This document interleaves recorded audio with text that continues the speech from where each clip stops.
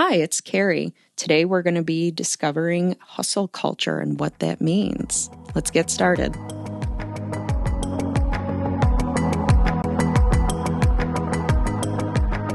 Welcome to Reticence and Reverie, a calm space for deep feelers, creative souls, and those that want to know them better. Joel and Carrie explore the beauty and wisdom of introspection, imagination, and intentional living. Get ready for compelling and vulnerable conversations on joy, creativity, and life, as well as considerate answers to your deepest questions. It's an invitation to pause, reflect, and feel inspired.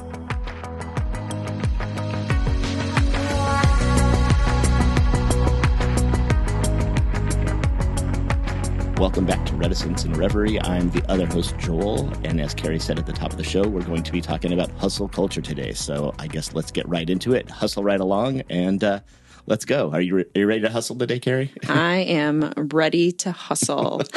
Right, let's hustle right to it then.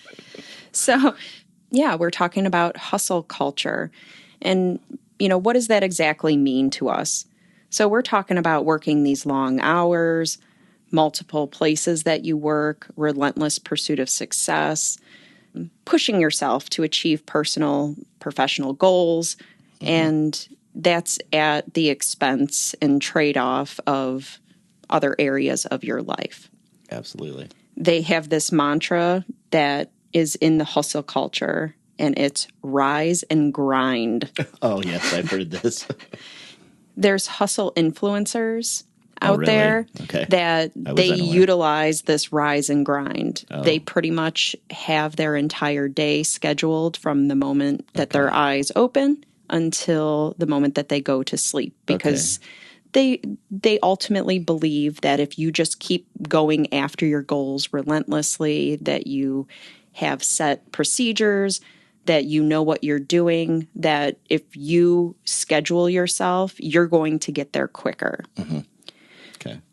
So these are those types of people that are just go, go, go, go, go, go. I don't have time for XYZ. I don't have time for rest. And I can achieve more. I can do more. I can feel better. I can do all these things if I just keep going. Bigger, better, faster, more. Yes. Yes. Okay.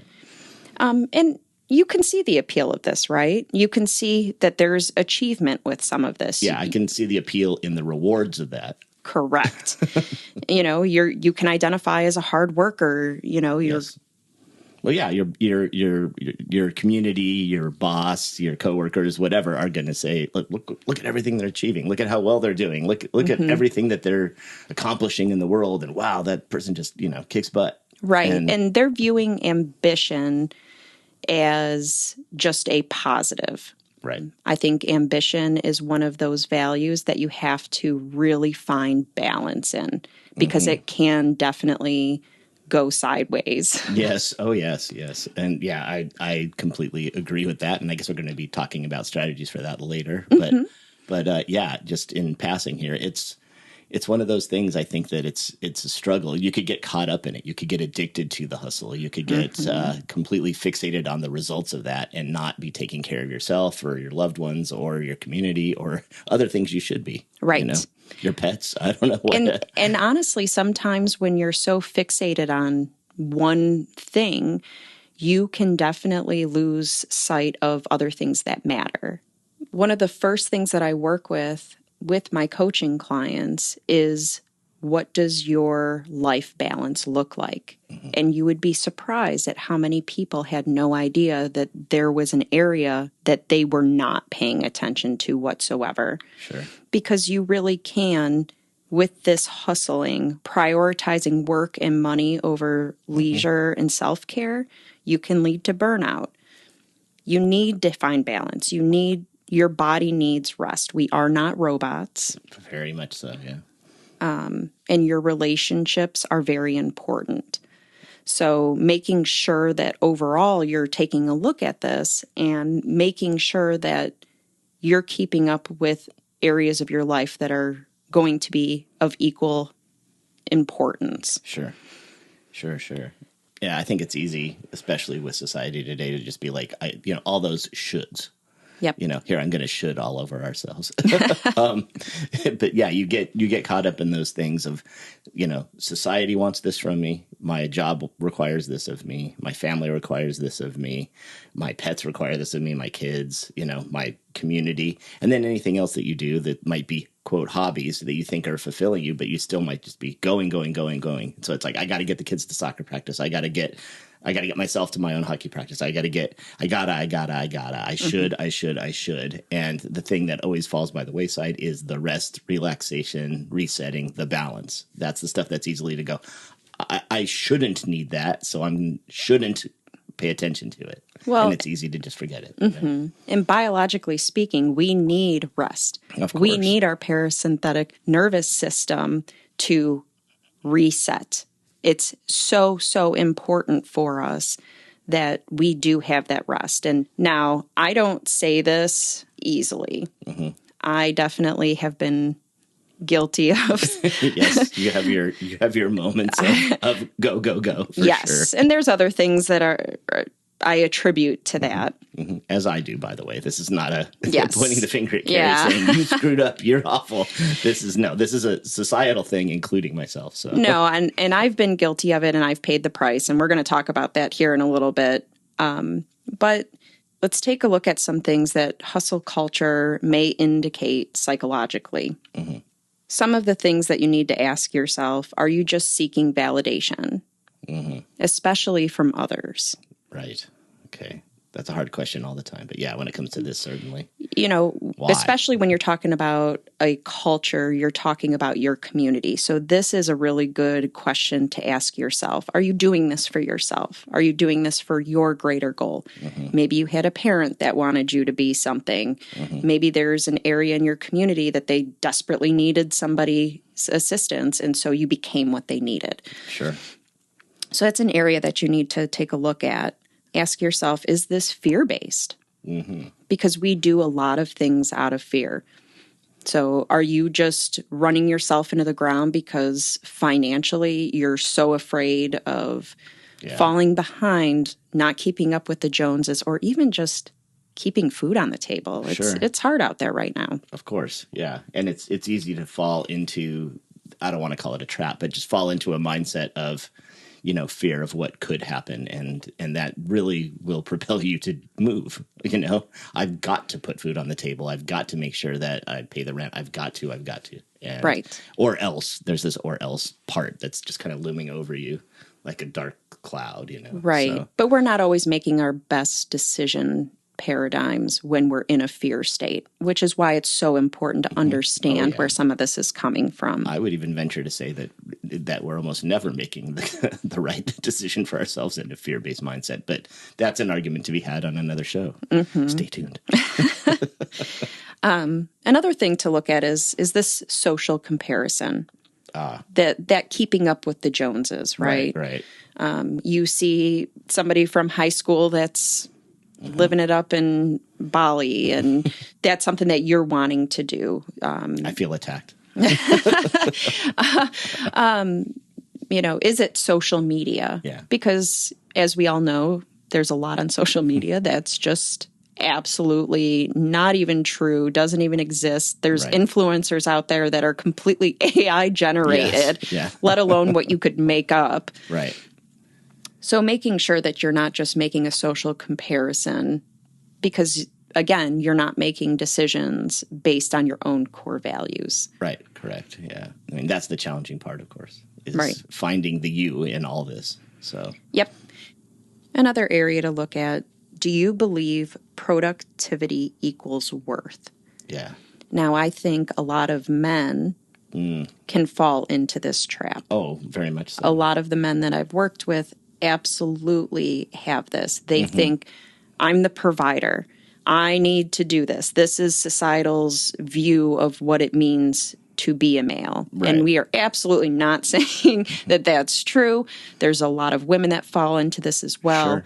But I think it is something I have personally seen. Men in my life, coaching, corporate, otherwise fall into this. Oh, yeah. And I mean, I will even speak from my own experience a little here, which is to say that, I had grandfathers and, my dad and, other male figures in my life that weren't necessarily hustling themselves, but were pushing me at an early age to hustle. And I think, in retrospect, the good part of that is that they were saying, if you hustle now, you'll get to a point where you won't have to hustle later. I think that might be part of it. But as a young man, growing into yourself, you get the idea that you're like, I'm not worth it unless I'm achieving. I'm not worth it if I'm not growing. I'm not. And again, that's not a uniquely male thing. It's just my own experience was, my father had, was a business owner and had started businesses and was certainly hustling in his way, but he was still there at night. He was home at night and he wasn't out gone. But, there was definitely this thing where it was, 7 a.m. on a Saturday morning, throwing the work gloves on my chest in bed and saying, get out there and start mowing, Yeah. The lawn's not going to mow itself and, can't sleep the day away and all that kind of stuff. And it's kind of this go, go, go. I have to install this or instill, I guess is a better word, instill this work ethic in you. And again, he wasn't doing that to my sisters. And so that's why I kind of internalized that it was about being a man was I have to be the one working. Yeah. I have to be the one hustling. And my sisters get to play. You know? That was my, internalization of it when I was 11 or 12 or 13. They were getting their own version of it, and I didn't see that. But my experience was definitely you're the guy, get out there. It doesn't stop with intellectual stuff. It goes into physical stuff. You have to be fixing the house and fixing the lawnmower and fixing the lawn. And you have to be out there, on Monday morning hustling and earning a living too, because that's what I'm doing, Yeah. My grandfather did that with my father too. Now, granted, my grandfather was from a very different time. He was born in 1908. Yeah. So my dad was told from, very early age, your job is to take care of your family financially. Sure. You need to be the one that gets out there. Yeah. And here's the thing, this typical patriarchal narrative that has been going on. So there's a lot of women that are now, they don't want to have to count on a man. They don't want to have to count on family. They want to make their money. And they want to be successful, and rightfully so. So again, we're not saying that it's just men, but a lot of the men that I've worked with kind of fall into this. It's very hard to let go of when it comes to it being part of your identity. It's very much like, I can't let this go. There's certain societal structures, and it really depends on where you come from, your culture. Some cultures are still very much in a society that the men are the ones that make the money and women are the ones that rear kids. Yeah. That is definitely shifting. But there are some cultures that are still very much like that. There's a lot of cultures that are no longer like that. Yeah.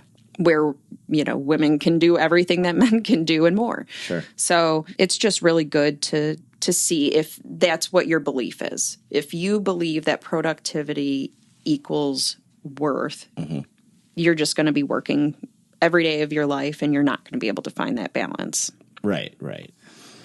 So the last thing that we want to look at, are you looking at busy as equaling importance? Right.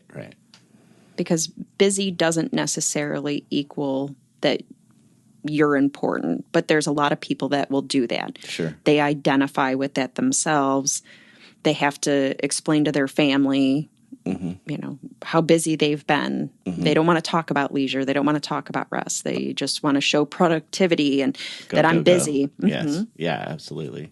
I think that's a hard one for a lot of people because you feel like if I let go of the productivity part, the hustle, the busy, as you're calling it, if you let go of being busy, then you're going to be perceived as lazy. And now I'm not worth anything. Right. And so even in your leisure, you have to find a way to be busy, Well, I have Saturday off, so I'm going to fill it with lots of soccer games, Yep. or whatever, I'm going to fill it with lots of errands, even if it's just shopping. But you're like, I'm going to go there, here, so you can come home at night and say, I really shopped my butt off, So. Well, and this is something, too, that's true for especially people that maybe are neurodivergent. Yeah. There's especially ADHD. Check.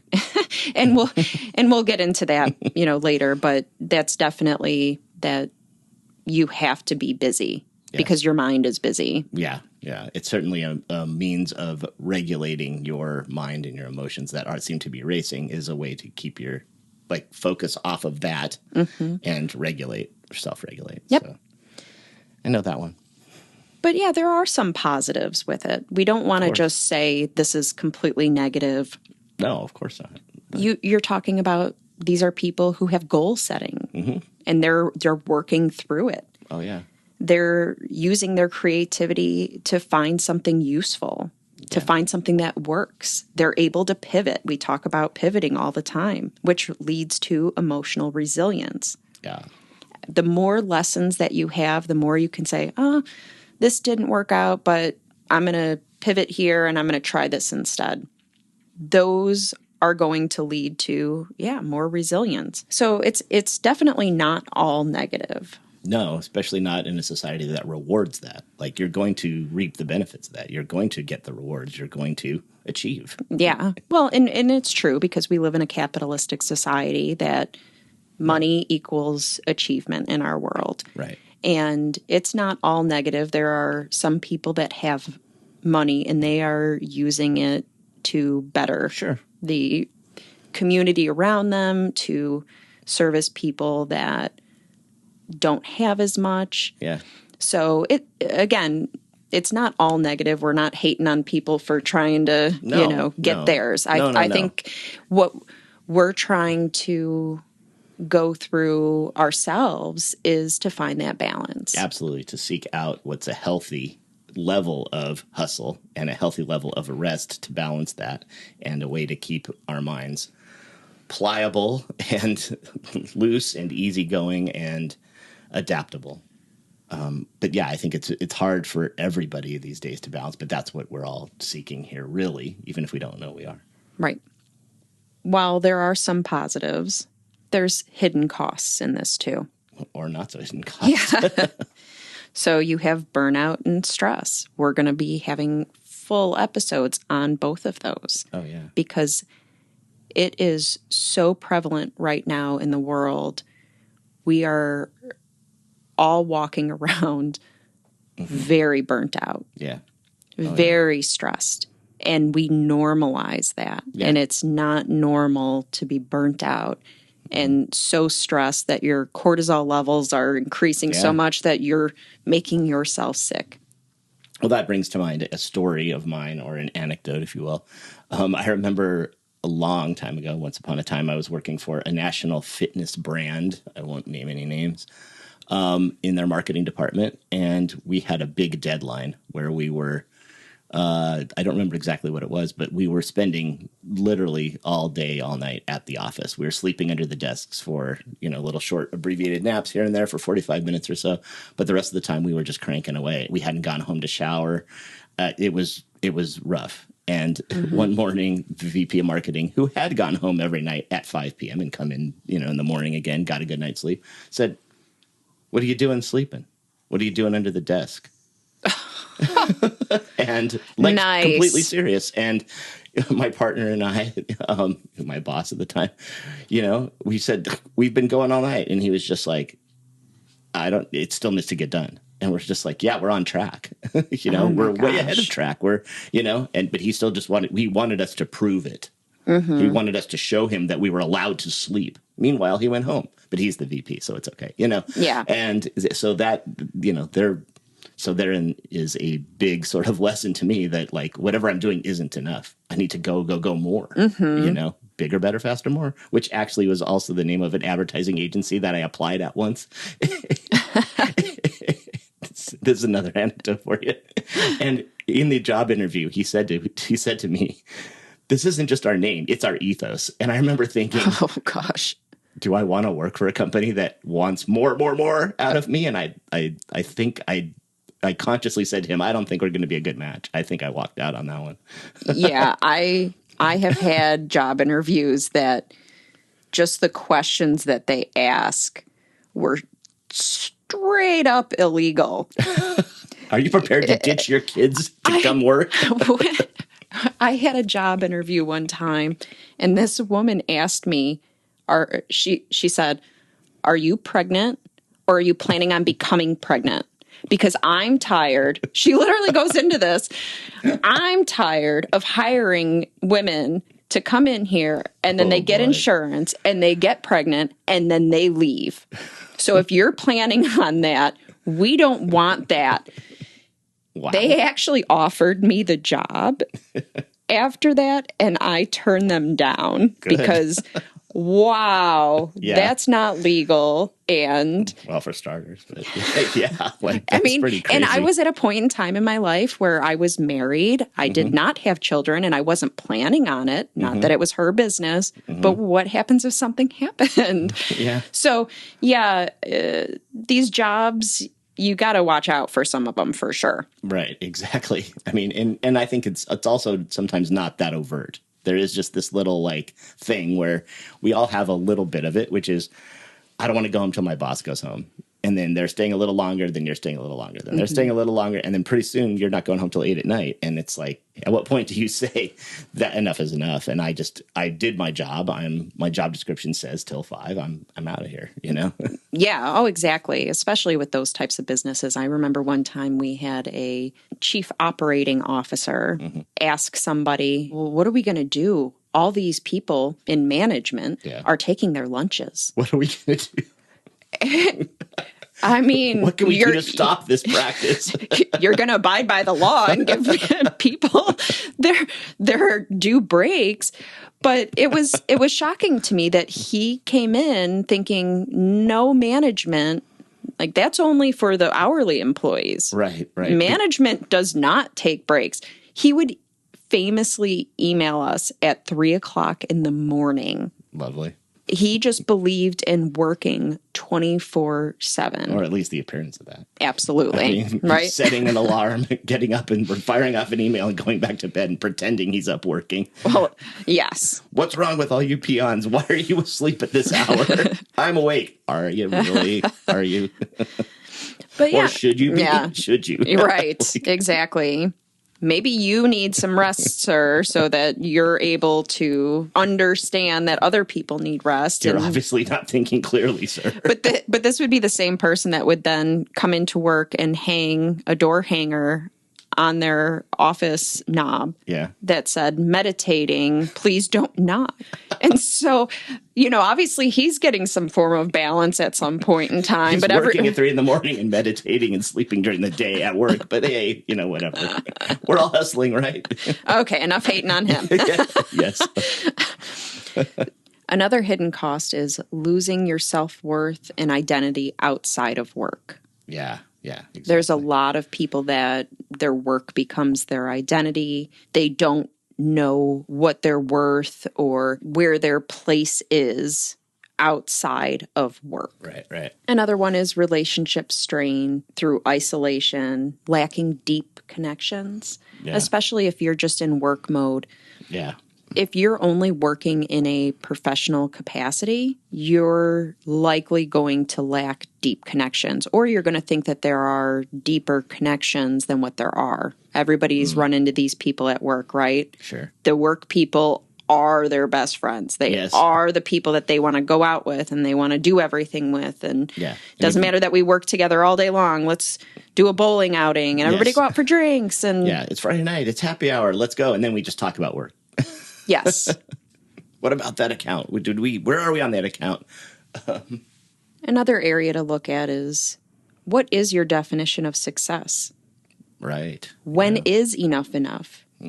If you're hustling and hustling to get to a certain destination, to get a trip, to get a car, to get a house, what are these goals, and when is enough enough? Well, right, because we often, as humans, achieve the goal and then achieve the next one and the next one, and then it's continuing to look forward. That thing of, I achieved that, next step. I got that promotion, now I got to worry about the next promotion. Right. You know, I made manager. Now I've got to make director. Then I got to make VP. Then I got to make partner, whatever it is. And it's like, I got the next one. And not taking that time to stop and relax a little bit. Right. And you see this in the billionaire class. Sure. There is no stopping. They have multiple homes. They have multiple yachts. They have everything that they could possibly want. And yet they're still hustling. Yeah. So when is enough enough? Right. What is your idea of success? Colonization of Mars. And then what? Yes. Well, then Venus. Yeah. And then what? And so Pluto? Oh, wait, it's not a planet anymore. Sorry. I saw somebody from NASA is fighting on that. So we'll see. Maybe Pluto comes back to us. We'll see. Woof. Okay. The last one that we're going to talk about here is normalizing self-neglect as being better, as being something you want attributed to you. Yeah, look how awesome I am because I ran myself into the ground. Right. And so I had an instance where I had two of my employees that worked for me at the corporate job, and they kind of pulled me aside one day and they said, we're kind of worried about you. Yeah. You're doing so much. Yeah. How do you keep doing this? And I was like, well, you just do it. You just keep going. Mm-hmm. I was managing a department. I had two kids. I was doing my son's flag football. I was doing my daughter's soccer. Mm-hmm. I was coaching both of those. I'm assuming you were also commuting during this time. My commute was over an hour each way. Well, there you go. I was doing a family reunion. I was planning a whole family reunion for my family. Okay. I just was doing so much, and these people saw me and they showed concern. And of course, I blew it off because this is just what you do. You sacrifice. You're a working mom, and you have work, and you have kid stuff, and you have family, and you just go, go, go. Well, you do. You just do. Yes. And that's exactly how I put it. 2 weeks later, I'm getting out of the shower and I look down and I have a weird rash on my stomach. Mm-hmm. And I thought, that's odd. So I touch it, thinking maybe it's just like pimples or something, and it hurt. And my mom was a nurse for 40 years. Yeah. And so I called her and she said, send me a picture. So I sent a picture. Mm-hmm. She says, I think you have shingles. Oh, lovely. Now, I was 37 years old at the time. Right. And I'm thinking, that's an old people thing. Right, exactly. So I go to work, and she thought it was different because I didn't have pain initially. Right. It was painful to touch, but if you didn't touch it, it was fine. But it wasn't doing that radiating pain you see or hear about on commercials. So I drive my hour to work. I get to my desk, and probably 15 minutes later, it feels like zapping from a battery. And I was like, oh, no. One of my employees was pregnant. So I immediately leave. I tell my boss I leave. I call ahead to urgent care so that they can do whatever they need to do, making sure I'm not, infecting other people. And so they have me come in, and the doctor takes one look at it, and he says, yep, you have shingles. And he looks at me, and he says, how old are you? So I'm 78. Don't I look great? So, of course, he could just look at my chart. But yeah. And I said, I'm 37. And he goes, are you under stress? Me? No. This is all normal. And I go, yeah, a little bit. He tells me, you managed to stress yourself so much that it brought your immune system down. Yikes. Yeah. And It's now, a big wake-up call. And now I had shingles. Yeah. And it was a huge wake-up call for me. Yeah. I thought that I could just go and go and go, and there was not going to be something to stop me because I had the energy. Yeah. I had the wherewithal. I'll go until I'm dead. Well, now you're starting to be. And your body is going to fight you on it. It needs that rest. It needs to de-stress. Oh, yeah.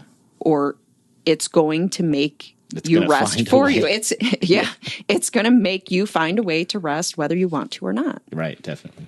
So when we're taking a look at this, we want to see why do people stay stuck in this cycle? We just kind of talked about it a little bit. Yeah. We have these internal beliefs about success. Sure. That's typically what drives this. Shame can only take you so far. Yeah. But when you have an internal belief system about success and money and Achievement, yeah, that's going to keep you in this process longer. Of course. Especially if you don't see anything, quote, wrong with it. Right. Then you have the cultural and generational expectations. We talked about this a little bit with my grandfather, your dad, the different cultures and their expectations of what it means to be successful and the importance of that. Sure. Then we have the people that might have a fear of slowing down and what that means. You typically will see this in people of retirement age. They have a hard time putting things down because there is this importance attached to it and being busy and staying involved in everything. Yeah. Yeah. And this is my grandfather who retired and then worked almost a full-time job in just being, like the head of the Toastmasters and, being involved with the Shriners and, whatever he was doing. My grandfather was still going until the day he died, and he still had an office in the house with lots and lots of paperwork, and he was always on the phone, and he was almost working a job, So, yeah, I can see where that would be the case with some people. So then we have the dopamine loop. Oh, and what is that? So you have this goal setting, working towards it, achieving. Dopamine. And you get your dopamine hit. Yep, Bam. right. It's awesome. You achieved your goal. Now set the next thing. Now what's next? Yeah. Yep. Okay. And so you're just stuck in this loop of succeeding. Yes. Setting goals, succeeding, because the dopamine tastes so good to our bodies. Sure. Our minds are driving us that way. Yeah, so if you have that dopamine loop going on, in addition to your belief systems, this is just going to keep you in it. Yeah, it just perpetuates. It really does keep you in this. You might have a little bit of fear underneath it all. You might have parents that are giving you the attention because you're achieving these things. And then you have communities that are counting on you, and you can really build yourself into this cycle that you feel like you have to stay stuck in. Sure. So let's talk about some ways to maybe reframe this and find some balance in this, because life can't be all leisure all the time. Of course not. One of the ways to look at this is maybe instead of looking at it as where you're identifying through achievement, you should be identifying through your values instead. Okay. Achievement can be part of those values. Sure. But not basing everything on that achievement. Right. You don't want your core belief, core value to be the achievement. Yes. You want to have achievement in support of other values such as love, integrity, as we were talking about last time. Things like that. Mm-hmm. Okay. And then, maybe something to ask yourself. Are you being productive, or is it just performance? Right. Are you just doing things to do them, to keep busy, to show other people you're busy? Was your boss really getting something out of being up at 3 a.m.? Was he really achieving more? Was he really, or was he just, perpetuating the appearance of? You see this so much in the corporate world, where there are people that will share that they got so little done in a day. But then they turn around and you hear them telling their bosses that they were so busy and they needed overtime. And so you see this kind of thing. And sometimes we do that just to perform for others. Sure. So something to take a look at. And then making sure that you understand your time in this world is worth something. Yeah, definitely. You're going to run out of time eventually. Yeah, we only have so much. I was just thinking that. And so for me, time is the greatest commodity at this point in my life. And I think that that's something that happens when you do reach, more midlife. Sure. You understand our time here is not infinite. We have a finite time. And what you do with your time, how you live that, it matters. Absolutely. And you see a lot of regret around that too. Yeah. You think about especially as a parent. Your kids are only little for so long, and all of a sudden they're turning 18 and they're moving out and graduating. Yeah, they're graduating. You're just making this up, right? Out of the air, thin air. This isn't happening for you at all. Okay. Right smack dab in the middle of 18 and graduation right now. Right. But even that's in our culture is, hey, be careful. Yeah. There's the old song, Cats in the Cradle, Yes. where they're talking about this generationally. Yeah. You know, you have this point in time in your life and you got to be busy and you got to succeed and you're too busy for people. And all of a sudden, those people are either gone or grown and you never got that time that you wanted. Right. Totally. So just be really aware of where you're spending your time and making sure that you know that that is your greatest commodity, not money, not fame, not achievement. That time is what you're going to want to make sure that you're spending it well. Okay, that makes sense. And then evaluate and redefine your goals. Okay. Maybe you have a goal for achievement for buying a house. So you hustle and you say, okay, as soon as I reach this achievement, Yes. then I'm going to prioritize rest and relaxation. Yeah. Then it's time for a vacation, or it's time to immerse yourself in a garden or something like that. You want to make sure that there's balance to your goals Yeah. and that it's not just that perpetual dopamine loop of setting a goal and achieving it, that you're looking at everything around you and make sure that you're prioritizing other things once you've reached some of these achievements. Yeah. Yeah. Yeah, finding the proper work-life balance for you, for your family. And you don't necessarily mean work. I mean, in my mind, the work is also the other things. It's the, like, taking kids to the soccer practice, to, doing everything I want to do on the house, all that stuff factors into, quote, work. Yes. And so you've got to balance all that out. You can't just say, I'm balancing out my job with all this other work, balance when you're running around the house. You're running to soccer practice. I mean, that's also work. Yes. In my mind. So, because really, one of the exercises that I like to personally look at every now and again is an end of your life legacy. okay. So I'm 105 years old. I'm on my deathbed. What are the things that I look back on with love and joy and things that were meaningful in my life? Gratitude. Yeah. I am not going to look back and say, I'm so glad I spent so much time hustling. I'm so glad I spent so much time earning. I'm really proud of how many hours I spent at the office. Right. No, and you might say, I'm really glad that I made it to vice president. I'm really glad that I achieved X, Y, Z. I got that Oscar, whatever.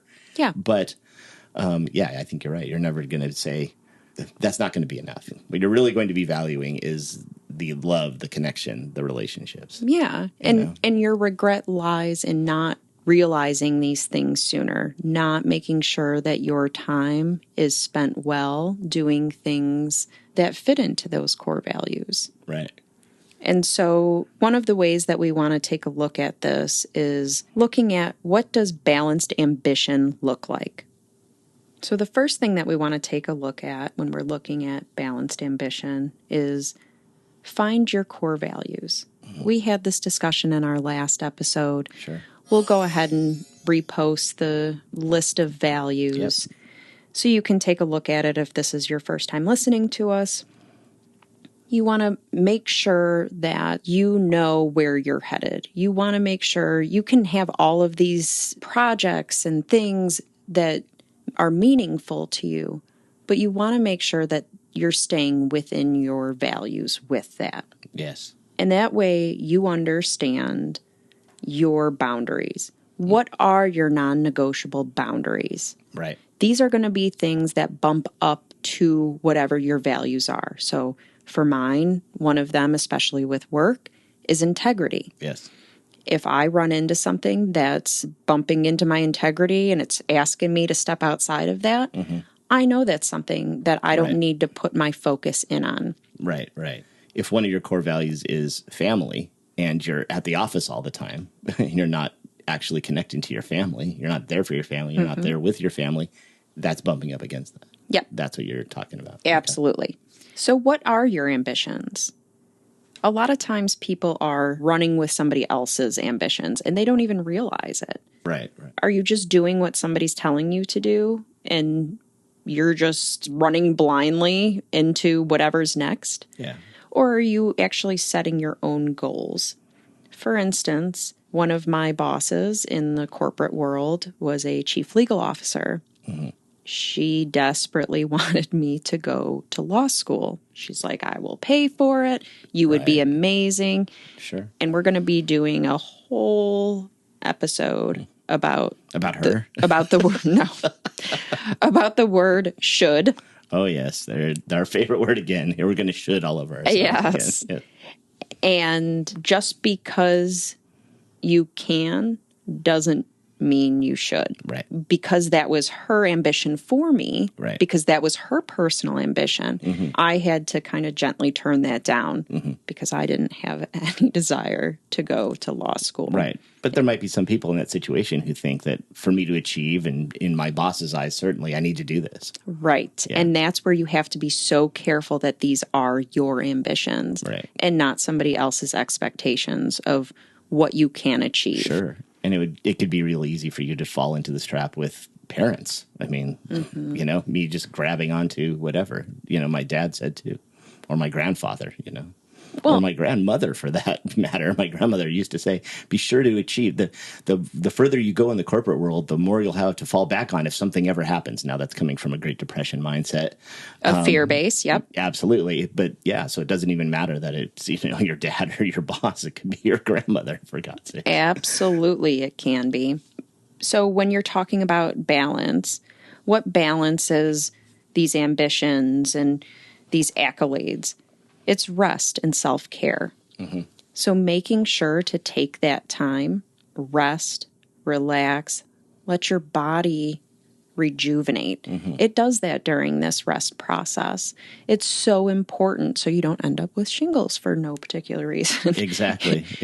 You have to prioritize it. And it was a really difficult thing for me to learn how to do. I never grew up with the self-love movement and understood it well. Mm-hmm. So it's taken me some time as an adult to understand the importance of self-care. And it's not selfish because that's truly what I believed. If I wasn't achieving, if I wasn't going after something, that I was being lazy. Totally. Laying in a bathtub with bubbles and reading a book. Ain't nobody got time for that. Right. I'm somebody who kicks ass. I don't do that. Right. Yeah. And I found an identity in that.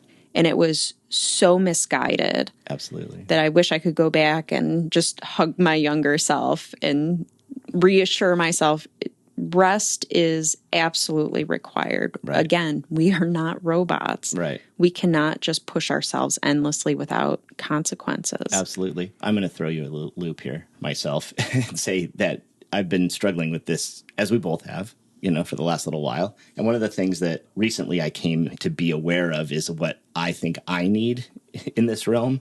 Mm-hmm. And easier said than done, obviously. But this is a work in progress. But I think what constitutes rest for me, and this is kind of a list that I kind of came up with from some other sources. But anyway, for me, it's number one, freedom from demands.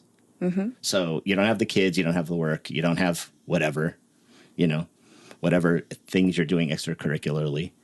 Time in nature. So that's out walking, that kind of thing, which huge. I haven't been getting enough of because of some health concerns I've been having, haven't been doing that. And then solitude.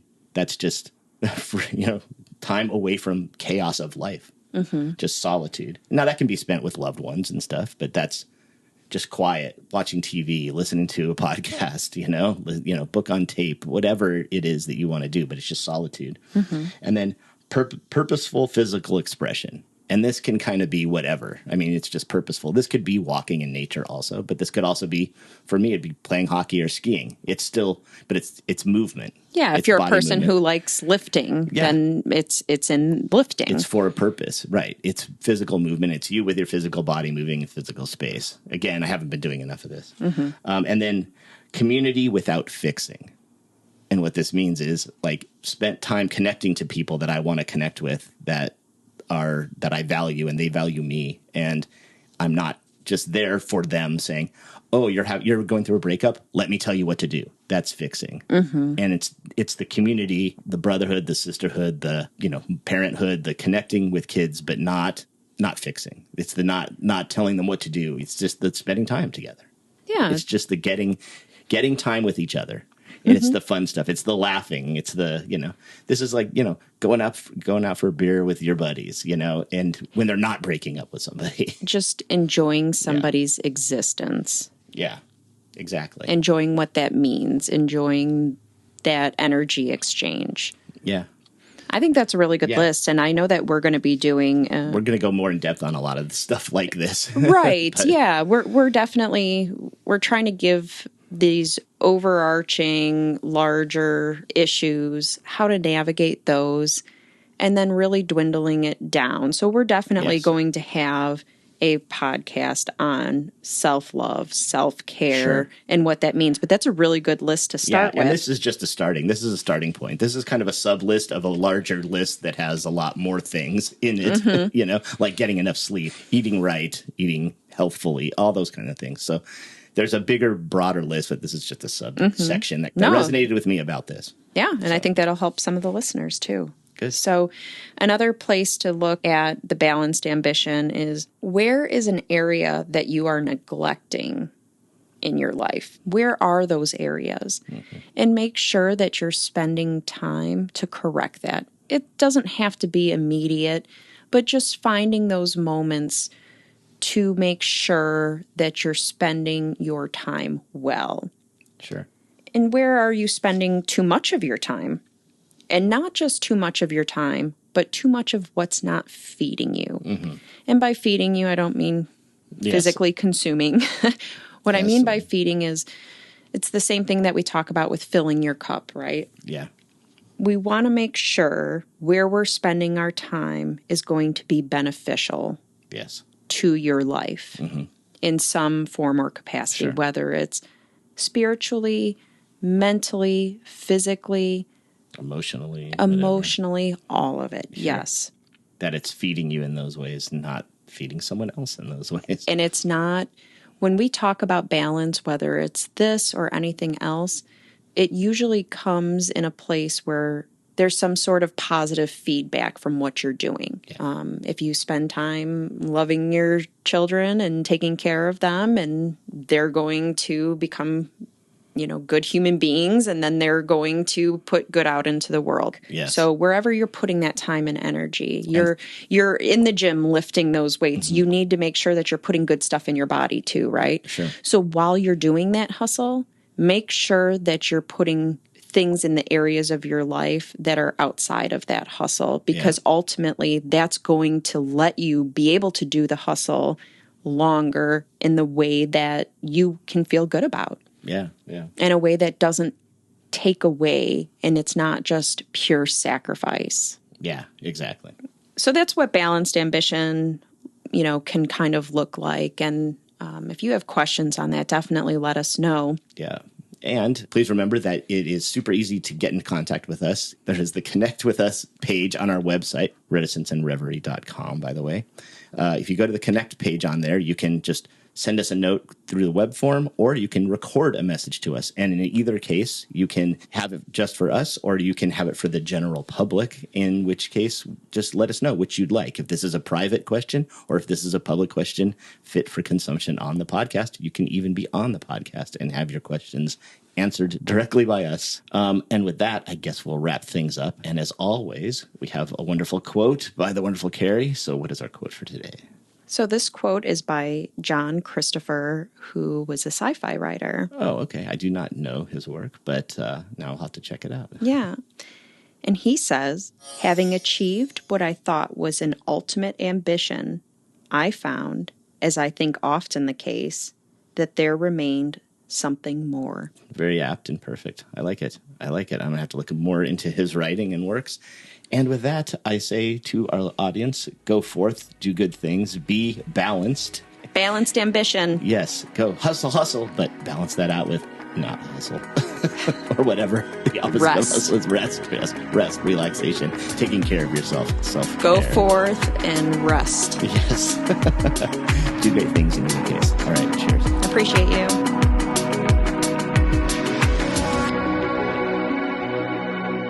Hello, everyone. As Carrie and Joel bid adieu to another episode, they wanted you to be aware of a couple of things. The information provided in this podcast is for general informational and entertainment purposes only. Nothing discussed should be interpreted as professional advice, including but not limited to legal, financial, medical, or mental health advice. Listeners should always consult a qualified professional for guidance specific to their individual situation. All opinions expressed by the hosts or guests are their own and do not represent the views of any organizations or employers. While efforts are made to ensure accuracy, the hosts make no guarantees and assume no responsibility for any errors or omissions, nor for any actions taken based on the content of this podcast. Listening to this podcast does not create any professional relationship between you and the hosts.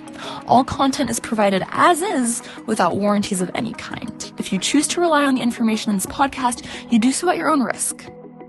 Thanks for listening and be well.